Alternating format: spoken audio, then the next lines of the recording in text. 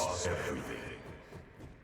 Your failure to regain led to inaction, which led to despair, and despair led to self-destruction.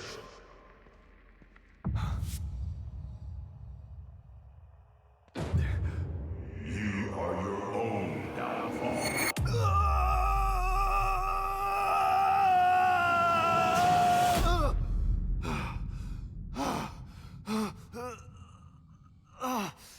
You didn't believe your wife. You refused to see. Fault. Your daughter is lost because of you. You couldn't save her. Few games today release content complete. By that I mean there's no DLC required, no true ending hidden behind a paywall, or any questionable tactic by the developer to eke out as much money as they can from the consumer. The Evil Within 2 seemed to be an anomaly. It was a content complete game with a pretty definitive ending, and I wouldn't blame anyone for believing that this franchise would remain dormant. Almost every narrative thread wrapped up neatly. Series lead Sebastian Castellanos had closure after finding his daughter Lily and reuniting with his estranged wife Myra, albeit for a very brief period. And this comes after being psychologically tortured for 2 games. The antagonistic Mobius organization was defeated in grand and brutal fashion, and STEM had seemingly shut down. Not really. There was a post-credit scene that showed the STEM system reactivate itself, and this gave fans a glimmer of hope. And hold on to that hope they did.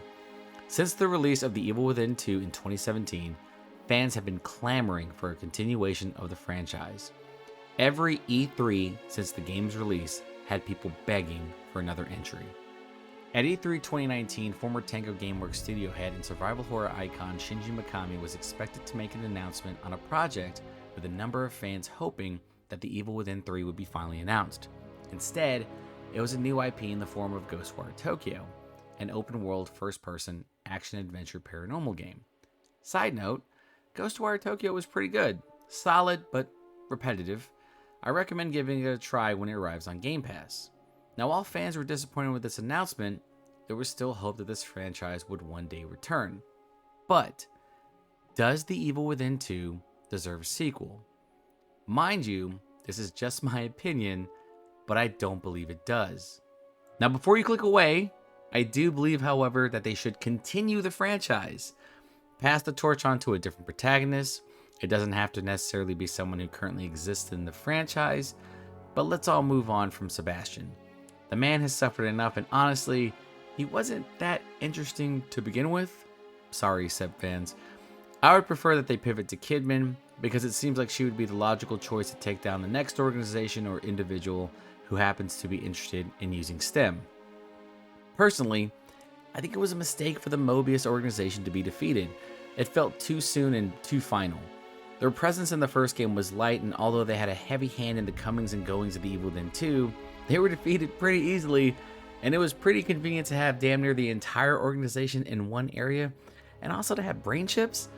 Who the hell thought that was a good idea? One slip up and everyone dies, and that clearly happens in The Evil Within 2. I guess that's what separates Umbrella from all other evil organizations and games. They just keep cutting their losses and moving forward.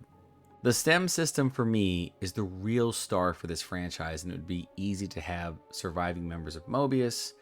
You could say that STEM had only had so far of a reach to where certain individuals survived, or you could have someone with ties to the original creation of STEM find a way to use it for nefarious means in a different situation.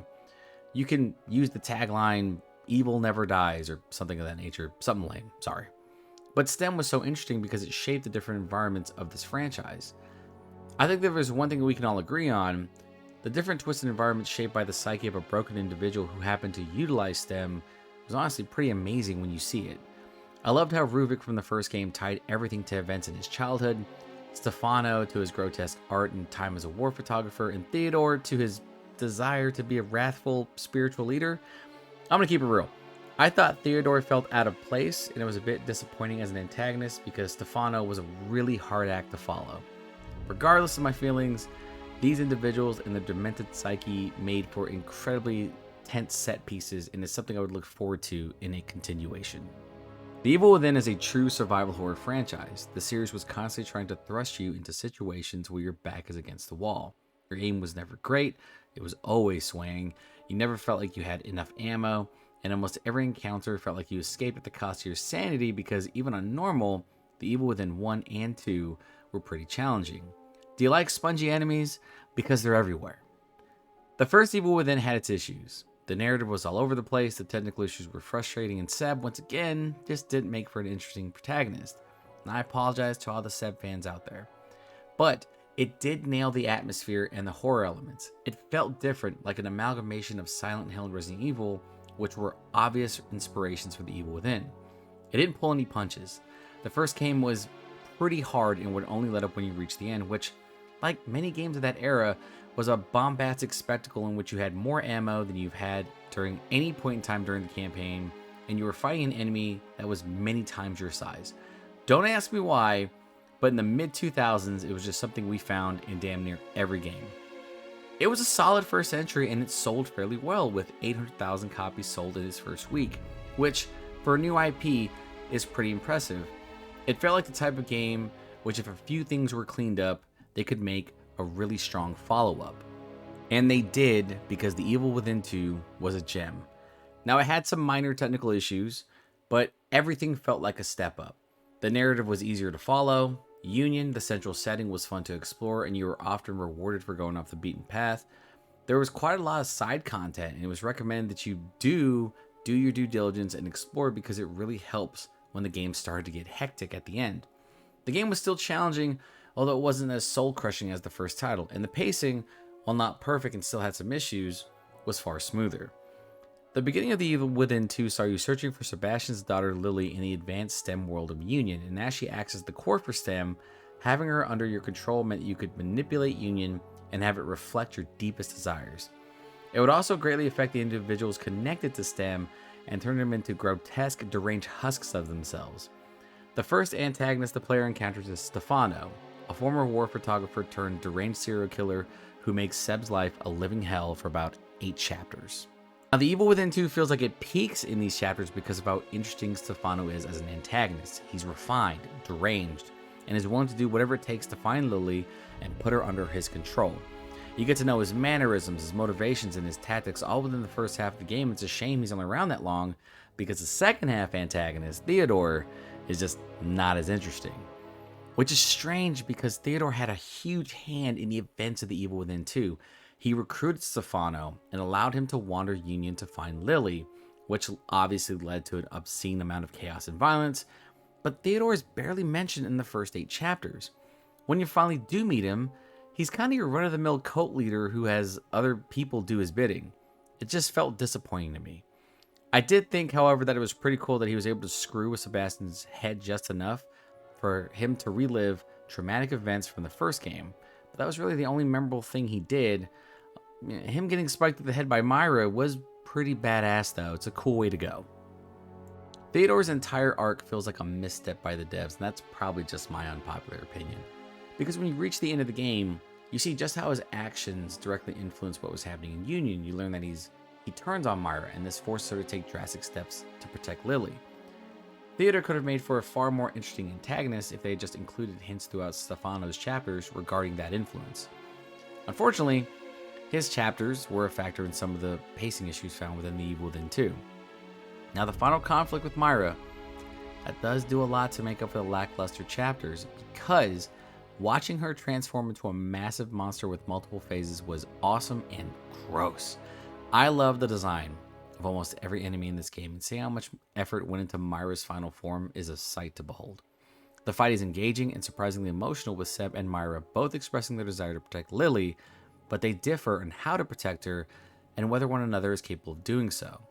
When the dust settles, the final push to the end is a B-movie lover's dream, filled with cheesy one-liners, improbable accuracy, and an escape scene. Also, the weird anime pointing stuff, it's hilarious. It's all very satisfying. The Evil Within 2 was everything you wanted in a sequel. It was a far more polished experience. It was grander in scale, the world was more diverse and interesting. The problem was, it just didn't sell well. Now, there are no articles to detail how much it sold total, but from what I've read online, the first week of sales was around a quarter of the first title, so around 200,000 copies, which isn't particularly good for a follow-up and is probably a big factor in the reason why the franchise is currently dormant.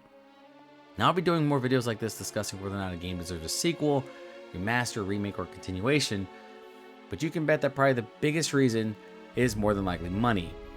While The Evil Within has its fans, and I'm one of them, there are certain milestones that have to be met before a publisher can make a decision on whether or not moving forward with that franchise is financially viable. It's unfortunate, but just an example of gaming being a business. Here's the glimmer of hope. Microsoft purchased Bethesda, and with that purchase, it is guaranteed that every Bethesda title will be on Game Pass day one. Because every project moving forward is going to be funded by Microsoft, whose pockets just happen to be fucking deep, there's a chance that The Evil Within could see a continuation. Now, it could be some years down the line, or could be a friggin' shadow drop like Hi-Fi Rush, and either way, I'm not complaining. Regardless, it would be pretty awesome if Bethesda greenlit The Evil Within 3 or another game set within that universe. There's no doubt that Tango Gameworks understands horror, and while Shinji Mikami has departed, there are still some capable individuals at that studio. It just all depends if they see The Evil Within as a franchise that's worth continuing.